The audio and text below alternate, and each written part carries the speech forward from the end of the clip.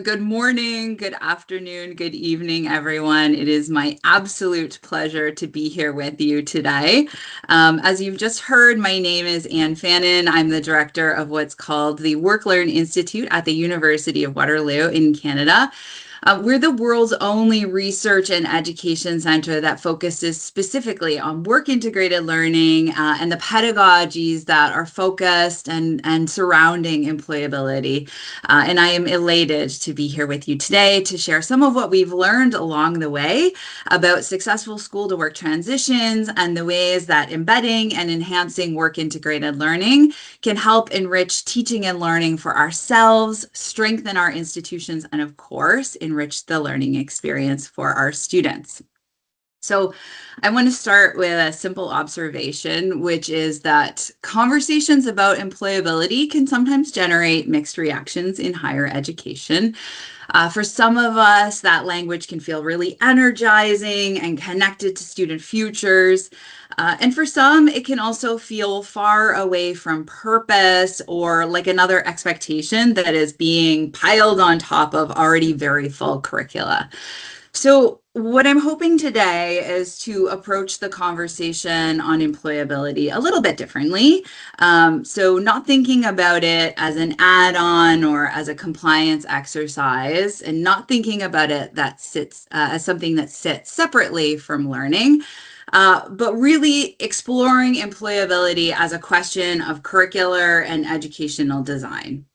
Because I believe to my core that when we build employability into our curriculum, we not only enrich the learning experience for ourselves, but we strengthen the position of our institutions, and we can enrich our own work and inspire ourselves. And so today I will draw on some examples that I've learned about at Heriot-Watt, also some global examples, not to suggest that there is a single model for employability, but to explore what might become possible when we think about approaching employability intentionally and at scale.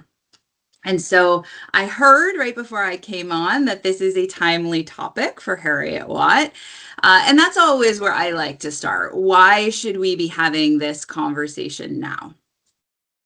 So it goes without saying that these are difficult times in higher education. It is not quite, but almost a universal truth that higher education systems around the world are experiencing significant budgetary pressures, which are fundamentally challenging how we do our work, what resources are available for that work. And we're being encouraged to think differently, collaborate in new ways, and to meet the needs of a rapidly changing society, economy, and post-graduation labor market.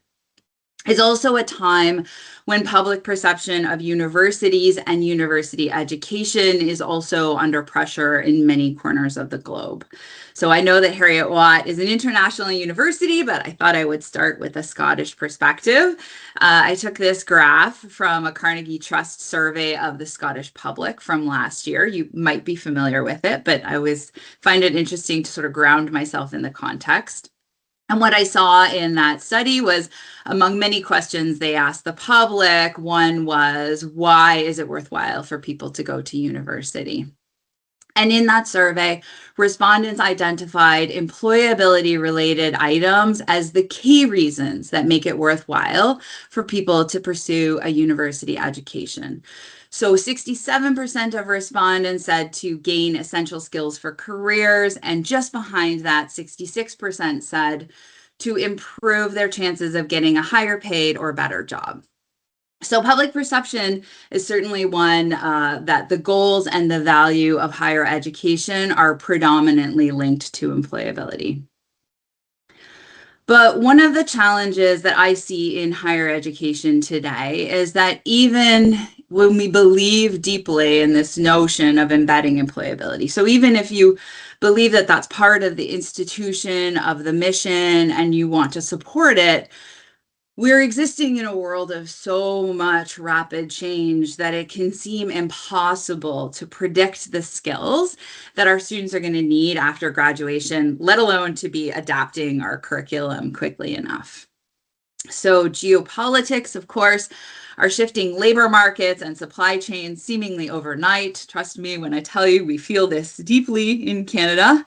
Um, Demographics, are putting pressure on sectors to shift the ways that they build their talent pipelines and the kind of talents that they bring into their organizations. And of course, we can't have a keynote or even a talk in 2026 without acknowledging that AI is fundamentally shifting jobs, tasks, and the way that work is done in just about every sector that our graduates will work in. And so it's fair that it feels overwhelming at times for all of us. But my message today is really one of hope. There is so much that we can do to build on our disciplinary foundation, strengthen the learning outcomes for our students, and as I said, maybe even inspire us in our work a little bit. And I think it can all start by thinking a little bit differently about how we embed employability into a learner's journey. When we do this right, I truly believe, and we have research to prove this, that we can build and inculcate the very skills that our learners are going to need to thrive in these times of change. So adaptability, resilience, curiosity, knowledge transfer, and lifelong learning, among others. And what is great and encouraging to me being here today with you at Heriot-Watt is that this conversation is not new. As I understand, employability has long been connected to the institution's identity and mission, and so you are building from a position of great strength. The language might evolve and the framing might change, but the commitment to preparing graduates who can contribute meaningfully to business and to society is deeply established. And what I find particularly interesting is that you get to do this. This commitment sits within a genuinely global university context. Large numbers of students who are learning while working, learning flexibly, online learners, postgraduate learners. This is exciting, and it's also a little bit challenging because it reminds us that when we think about employability, we can't rely on a single model or learner experience. So it has to work across diverse contexts and pathways. This is my passion at WorkLearn. We build work integrated learning in 31 countries. So trying to figure out what we need to put in place to scale in different contexts and cultures and economies. That's what gets me up every morning. And we won't have so much time to dive deep. We'll just scratch the surface today, but I think it's a really important question. And so that is where I really want to launch this conversation today with this question to you. How do you build upon the strengths that this institution already has? Its global presence, its strong industry partnerships, top-ranked academic programming to further enhance employability for your diverse and distributed learners. So with this practical question, we start to shift the conversation a bit. We've talked about changing expectations and perceptions of higher education, AI, and the changing nature of work, and why this conversation matters and should be a part of the work at Heriot-Watt. But this is sort of where we get down to brass tacks. What does employability actually mean for curriculum and for learning? It's also where the conversation can become a little bit difficult. As we've already mentioned, employability can feel like a lofty goal to embed in day-to-day teaching. And yet I am sure, and I have learned that so many of you are already engaging with this work through assessments, through authentic learning, through helping students apply knowledge and communicate their ideas. And so I think the challenge isn't just about adding employability into the curriculum.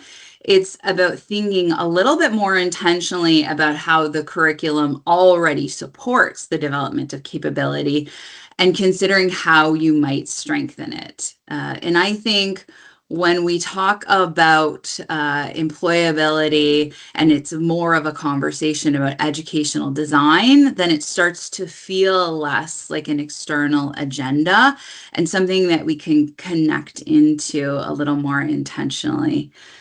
How do your students engage with complexity? How do they already connect theory and practice? How do they begin to develop their confidence and their professional identity over time? These are at their core educational questions that you've probably already grappled with. And so before we dive into that a little bit deeper, I just want to pause, pull back a bit, and clarify what we mean by the word employability. So I like this definition of employability. It comes to us from Dawn Bennett at Curtin University in Australia. And her definition of employability for our graduates is the ability to find and create meaningful work throughout their career that benefits the individual, the workforce, the community, and the economy. And to me, that is really our new goal. So both preparing learners to transition into work, so ensuring that they have the necessary skills to obtain that post-graduation job, what our public survey indicated was important to us, but also building the skills that are going to help them navigate careers and work throughout their lives. And to me, as a giant work integrated learning nerd, that is the power of work integrated learning. It isn't just about skills development and theory to practice. When designed properly, it can be a pedagogy that teaches us how to work, how to take what is learned in school and transfer it to broad and varied contexts, how to look for work, how to thrive in work, and even how to create work.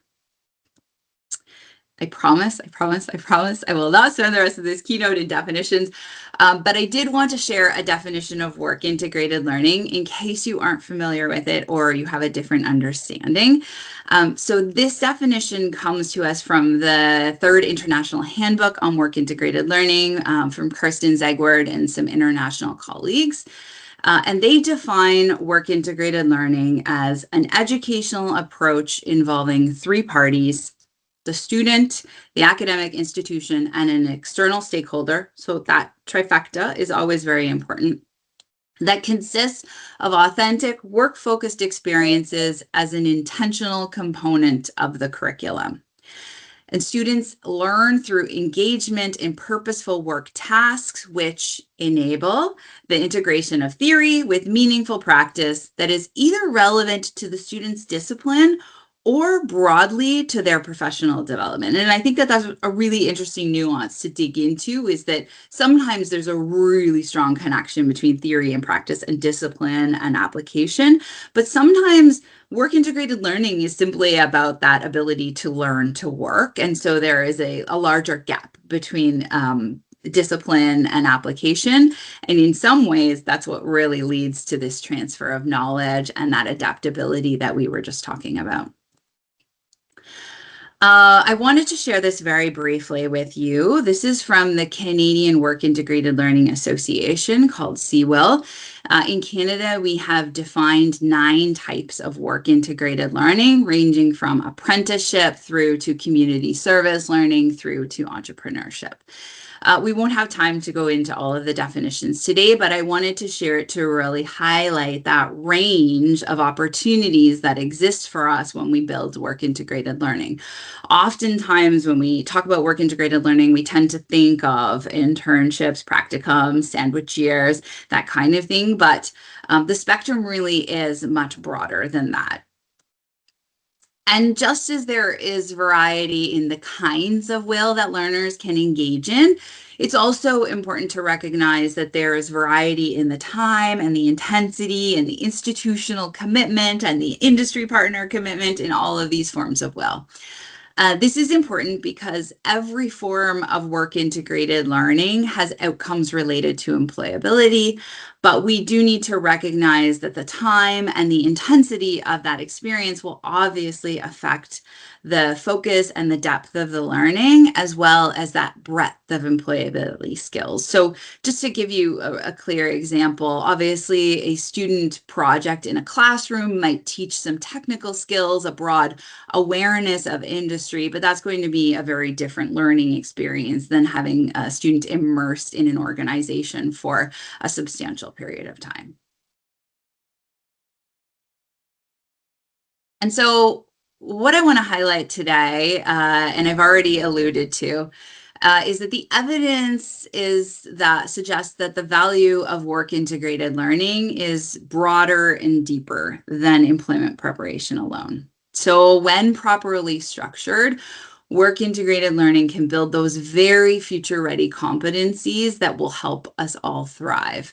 So certainly, as we've discussed, employability, employment outcomes matter, and they are linked to work integrated learning. So this first column that I want to highlight is some research done in Canada. It linked tax records to program of study, and it found that students that participated in a very popular form of WALE in Canada called cooperative education had stronger post-graduation outcomes, improved alignment between their skills and their employment, so their field of study and employment, and higher earnings. And importantly, participation in co-op appeared to reduce or completely eliminate salary gaps for students from equity deserving groups. There's also been a lot of research done on this in Canada, and we see that those salary premiums that our graduates start with persist throughout their lives. So that matters. That's what the public has told us is very important. We're building programs that can help students get jobs.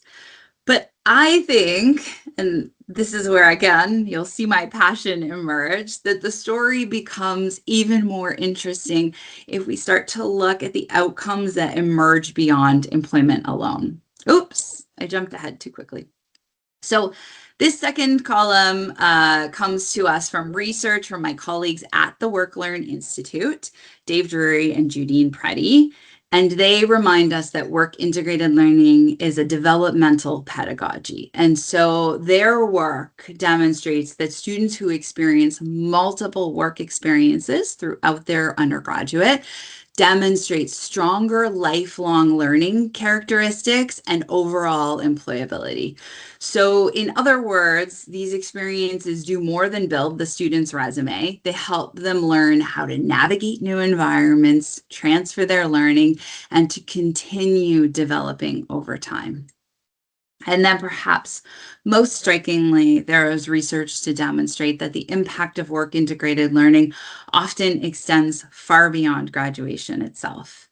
This third column is my favorite research study on work integrated learning done by a woman named Pat Lynn at Antioch College in Ohio. And Pat interviewed graduates of a co-op program decades after they graduated, sometimes as many as 50 years after they graduated, and asked them about the impact of co-op on their lives and their career development. So participants in the study described not simply gaining the career skills that they needed to navigate work, but also developing confidence, adaptability, and a willingness to navigate uncertainty and change. One graduate reflected that co-op taught them not to be afraid. And to me, that is so powerful and such a powerful outcome from our work. Because ultimately, work integrated learning is not simply about helping students secure employment. It is about helping them develop the capability and the confidence to navigate complex careers and changing futures.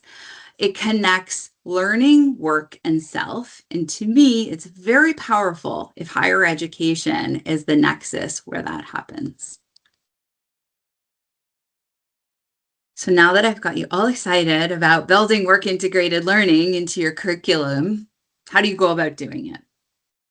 And one of the things I have learned in many conversations about employability and WIL is that it can feel a bit overwhelming. Where do we begin, especially to individual faculty members? It does fall outside of our areas of expertise. And there is a bit of a myth that work integrated learning is only suited for certain disciplines or for highly immersive models like internships and practicums. But what I've learned in over 20 years of doing this work in countries ranging from Senegal to the UAE, that isn't the reality. And again, as I mentioned, when we think about employability as embedded through curriculum and learning design, then we recognize that we don't need to begin with wholesale redesign. we can begin where we are. So one assessment, one authentic problem, one partnership, one reflection, one opportunity for students to communicate with a real audience, engage with a live issue, or just to reflect on what they're learning about themselves and their developing capabilities. Those kinds of small curricular changes can begin moving towards greater relevance and authenticity. And this is important because when the conversations about employability feel too large or too complicated, it becomes easy to assume that meaningful change isn't something that we have agency over. But oftentimes it really does grow incrementally through intentional decisions made across courses, programs, and learning experiences. So my message here is not that everyone should redesign everything tomorrow and start building all of your new WIL programs, and rather that there are meaningful places to begin, and that scale really does often begin with small acts of curriculum design. And one of the most helpful ways for me to do that is thinking through the lens of authentic learning. See if I can get my words right. So this model comes to us from colleagues in Australia as well. I hope you can see it. And it was developed by Frederica Keider and some of her colleagues. And what it does is it maps authentic learning on two axes. So the x-axis on the bottom maps learning activities on how close the activity is physically to the workplace of practitioners, clients, or professional communities. And then the y-axis maps the activities on how closely the task aligns with real-world professional practice. So for example, in the bottom right, we see observation and job shadowing. So going into a workplace and shadowing someone. It's high on proximity. Obviously, you need to be in the workplace to do this work, but it's not typically an authentic task that a practitioner would undertake. So I really value this model, and there's a lot in their paper to dig into on specific kinds of assessments and where they map on these axes as well, because I think it can help us frame how we can just sort of nudge an assignment or an activity closer to authenticity. And I think it's very useful for an institution like Heriot-Watt, where you are designing WIL for across contexts and cultures and geographies, and building WIL for non-traditional online part-time learners. Because I think for you to be effective in building work integrated learning, you're really going to need to understand that full spectrum of what is possible and to design creatively. And if we do begin to sort of narrow employability down to a single model or a delivery format, we risk unintentionally limiting who can participate in it. And so when you come back to this authenticity proximity lens, it reminds us that authentic assessment and activity can take many forms. Students can engage through placements or workplace learning. I believe so strongly in this model. It's what we do at Waterloo. It's what we're known for, but it's not the only way. And students can absolutely learn through applied assessment, virtual projects, practitioner interaction, community-connected work, entrepreneurial activity, or industry-informed challenges. So the goal is not identical experience. It is that meaningful and authentic learning. So this is an invitation to think creatively about pathways and design, because employability at scale does not mean one model repeated. It means multiple pathways that are connected by that shared purpose. And once we begin looking through that authenticity proximity lens, we realize that authentic learning is already happening in so many places. So I've had a chance to connect in with some of your colleagues and learn about just a little bit about the fantastic work that you're already doing. And so I thought it might be useful to start where you are and showcase a very small subset of the authentic learning that's already happening, connecting learning with problems, audiences, and relationships outside of the classroom. So one example, the first example comes through the pitch in the Edinburgh Business School. If you haven't heard of it, the Pitch is a global marketing competition that is offered through the Chartered Institute of Marketing and designed to help discover the marketers of the future. So students take a real life brief from a major industry partner. Last year's partner was IBM. And they deal with real commercial challenges and then pitch live to expert judges. And so what I find particularly powerful about this example is that students aren't just learning about marketing or innovation, they're communicating, responding to feedback, and engaging with challenges that feel relevant and consequential. And I raise this one because I want to highlight that there are external structures out there, such as the Pitch, that we as educators can tap into to help raise the authenticity of our experiences without doing all of the heavy lifting ourselves. The second example comes through Design for Textiles at the Scottish Borders campus. Here, first-year students from across the School of Textiles and Design undertake cross-disciplinary, team-based project that guides them through the full life cycle of a speculative promotional concept. So students move from ideation and design, development, production, merchandising, retail, sustainability, before pitching final ideas. And I wanted to highlight this example because the arts and humanities are often the last to be considered as we think about work integrated learning. We think engineering, we think IT, we think business. But this is such a brilliant example of how we can thoughtfully engage even first-year learners in the practical application of theory. The third pathway is a little more traditional, but I think it's another great example, the sports and exercise science and the learning environment created through partnerships with external sporting partners. Students have an opportunity to apply learning through practitioner expertise, industry links, placement opportunities connected to performance sport environments. So that gives them an opportunity to experience what it's like to work as a sport and exercise scientist in practice while developing hands-on and professional capability. So these examples matter because they remind us of something really important, which is, again, that authentic learning does not have a single form.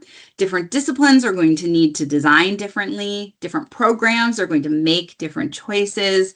And increasingly, we need to give variety to our learners to engage through different pathways as well. So what matters is that meaningful connection between learning and practice. These examples are different by design, but have a shared purpose that is remarkably consistent, which is truly that opportunity to help students feel that the learning is relevant, connected, and consequential. So I just want to take a quick pause. I don't know if anybody's actually in a room with each other, if everyone's just online. So you might need to do this in activity individually, but maybe just take a second and think about one authentic activity that you are already using in your learning, whether that's something that you do or that you're aware of from within your department or your school. It doesn't have to be a formal placement or anything like that. It could be an assessment, a project, even things like bringing in a guest speaker. And then take a minute to consider if there's ways that you might be able to take it one step closer to authenticity or proximity. I'm just going to leave you with that for a minute or two. I would love if you've got examples to throw them into the chat. It gives me a second to connect back in with you, and then we'll come back together as a group in a minute or two.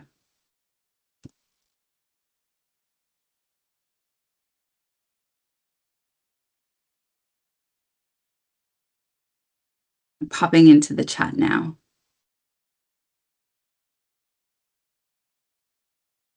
Law clinic, Pauline, I just saw that. Yes, clinics are such an interesting model where we're able to support authentic learning within the context of our campuses. And I think it's a model that we're going to see growing. I've heard about cybersecurity clinics and, of course, tax clinics and sort of more growth in thinking about connection between community and authentic learning for our students. Kirsty, mock patient consultation assessment in a pre-med program. Yes, that's beautiful. I think health has always been the leaders when we think about work integrated learning. And there's so much we can dive into with respect to learning from our colleagues in health and allied health. Emma, asking students to decode a job advert and then create a CV as part of an assessment. Excellent. Yes. So drawing that direct connection between what they're learning in the classroom and then how they're going to go about looking for work. Simulated multilingual conferences for interpreting training. That sounds fun. I love that, Fanny. Live briefs with clients for marketing assessments. Thanks, Kristen. And a colleague who does an exercise where he gets students in groups to deal with a social media crisis that unfolds over an accelerated time period. Brilliant. That kind of real-time engagement and watching the consequences. And it gets even richer when you can think about I don't know if this means anything in the Scottish context, but we grew up with these choose your own adventure books, and where you can sort of increase the consequences based on the decisions that the learners make. We used to have a pre-co-op activity called Office Politics, a game where our students were asked to make decisions on, do you go out for lunch with the same person every day? Or what do you do when you see your boss doing something that you're not sure is ethical? And it was a choose your own adventure path, and the students would either get the job at the end or lose their internship based on some of the decisions that they made. And of course it was all gamified, but to start to highlight those consequences that can emerge based on our actions in an authentic context. This is great. I love it. Yes, choose your own adventure simulations. Exactly. Wonderful. Okay, so keep them coming. So we have talked about employability already being embedded into the work that you do at Heriot-Watt, and that's what we've just seen. So many great examples, both the ones that I highlighted and the ones that emerged from the conversation. This isn't something that we need to invent from scratch, and it's already present in so many of the choices that you as educators are making. So for me, when we start to move from individual assessments and classes and start to think about how they fit more broadly into that learning journey, that's where we really can start to move to scale. So as I mentioned, we already discover in almost every institution that we work with that authentic and employability focused learning is happening. So not everywhere. And I think what's really important is that it's not always intentionally connected, but it is often happening in more places than we initially realize. And so that is really where we shift the conversation to how do we start to fit these experiences together? How do they build, and what kind of learner journey are we ultimately creating? Because employability, as the research shows, and I'm sure you well know, isn't usually developed through a single experience, a single assessment. It develops through repeated and progressively challenging opportunities to explore, to practice, to connect, and to reflect. Really importantly, to compare and to contrast, to ask, what aspects of that helped me grow and what did I learn about myself? And that progression really matters. And this is where I think that mapping in our programs can become particularly helpful. This is what we always do with an institution when we're helping them to build up their work integrated learning programming, is we sit down and we ask them to map out all of the authentic activities that are already happening in the curriculum. And then we take a step back and we look at those graduate learning outcomes that the program is trying to achieve. And we start to do that mapping. Where are we already aligning to those learning outcomes? And where do the gaps exist? So where are the opportunities to strengthen this in the curriculum and to really both weave that thread throughout the programming, but also to make sure that we're intentionally scaffolding the learning. So it's not at all an exercise in standardization, but it really is an opportunity as a department, as a school, to step back and ask some important questions. Where are the students already experiencing authentic learning? What are the partnerships and the professional connections that you have that are already strong that you can build upon? And where are there gaps or uneven experiences? So we're working with a university in Norway right now, and they're very interested in embedding employability throughout their degree. And they realize they've got a strong internship program that is not at all a required component of the program. And so if learners participate in it, they stumble into it. They don't have that opportunity to do it consistently. So working on strengthening that is something that we're doing with them. And the reason that I think this is really important is it does start to, again, shift the conversation from, are we thinking about employability, to what are the learner journeys that we're intentionally designing? And that's a very different conversation. It moves us from those isolated examples from faculty champions working really hard to create a meaningful experience to that more connected and coherent program design. So that brings us to the crux of the matter. In my experience, when we start to move from those individual experiences through to that broader program design, it is really where institutions tend to fall down on scaling well. And that's about building the infrastructure, the community, and the resourcing to help scale this work in a sustainable fashion.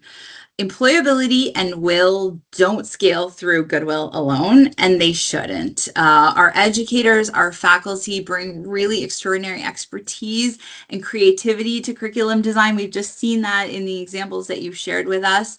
But meaningful change becomes achievable when that work is supported. And there's sort of three main areas that we see institutions really need to invest in order to be able to do this work in a more meaningful and impactful way. And the first is capability. So how do we recognize and support staff to articulate and design for employability within their own contexts? That is really building confidence of faculty, sharing approaches, and starting to create some of those more accessible entry points into work integrated learning. So this conference is one example. I'm so delighted to get to be with you today to explore how will can strengthen your teaching and learning. But just like so many aspects of this work, work integrated learning really does require expertise. And so that's training and resources and dedicated supports for faculty. At my institution, the University of Waterloo, we have a team of educators in our Center for Work Integrated Learning, and they help faculty build curriculum, identify industry partners, and kind of work through the pedagogy of will, which is new to many faculty members and has proven very, very powerful in scaling will beyond the traditional forms that we had at Waterloo. The second is connection. And again, you're starting today with this conference, but some of the most powerful ideas emerge when educators, schools, and partners begin sharing practice and learning from each other. We see this very strongly in Canada, where I believe that our community of practice, CWIL, has been absolutely instrumental in embedding work integrated learning in the fabric of Canadian education. We don't have time to talk about it today, but we have government support and recognition for work integrated learning in a way that I think is unparalleled around the world. And so much of that has emerged from coming together as a community and learning and sharing and growing together. And there are strong communities of practice that you can connect in with here in the UK. So ASET, A-S-E-T, is a work-based learning and placement association in the UK that I have engaged with over a long time. It's made up of faculty and practitioners from UK institutions. So they do exactly what we do in Canada, share resources, good practice, and learn from each other. And that's just one example of the kinds of communities that exist around the world. So If you are passionate about this work already, or this has sparked something for you, then I really encourage you to reach out and learn more about these kinds of organizations. You'll find your community, you'll find your people, and continued inspiration for this work. And the third is coordination. So how do we create structures and shared conversations that help good practice grow and sustain over time? So this is about creating conditions in which good practice can flourish. That means things like tools and toolkits. And also, really importantly, it is often about professional staff that can take on roles like partner development, risk management, student support, and of course, the institutional resources to fund those positions. Work integrated learning is not business as usual for universities or for faculty members. So it does require us to think differently, act differently, and resource our work differently. So while as individual faculty members, that might fall outside of your day-to-day purview, I think it's important to know and to advocate for these kinds of resources to do this work effectively. I've got my eye on the time, so I'm going to wrap up in the next minute.